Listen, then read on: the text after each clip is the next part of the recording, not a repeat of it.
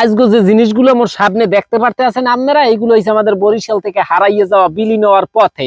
এই যে দেউরা, এরপর ল্যাম, অনেকেই এগুলো চেনেন, অনেকে চেনেন না। এই যে দেখতে পারতেছেন হেরিকেন, জং মং ধরিয়ে শেষে আনার কাজ করে না। হ্যাঁ, এক সময় আছে না যে জং পড়লে আর তো কাজ করবে না, এটাই স্বাভাবিক। এই হেরিকেন দিয়ে পড়ালেখার যে মধুর স্মৃতিগুলা, গ্রাম্য পোলাপান ছাড়া এগুলো আসলে অনেকে বোঝে না। বাংলাদেশ থেকেই এগুলো এখন বিলীনের পথে। তবে আমি চাইতেছি অবশ্যই এগুলো একটু তুলে ধরার আপনাদের মাঝে, যে আমরা ছোটকালে গ্রামের মানুষজন এই দেউরা দিয়া দেখা যায় কত মা বাহের যে বাড়ি ওসানি, দেউরের একটা বাড়ি খাইলে ভাই মাজা কোমর আজীবনের লিগে শেষ হয়ে যাইতে।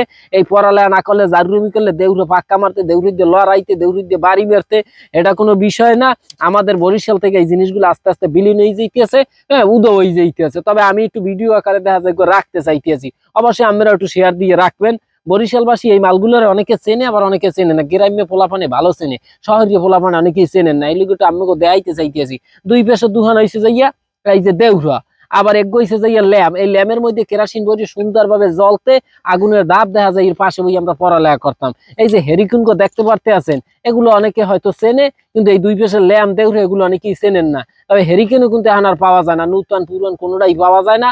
হ্যাঁ, এই যে আমাদের গ্রামে দেখা যায় কিছু কিছু মাছাচিগো ঘরে এই জিনিসগুলো আছে। আমি টহাই টহাই আনি না, আপনাদের মধ্যে একটু দেখানোর সুযোগ ব্যবস্থা করিয়ে দিছি। অবশ্যই এর পর আপনারা কি দেখতেছেন এগুলো একটু কমেন্ট করে জানাইবেন।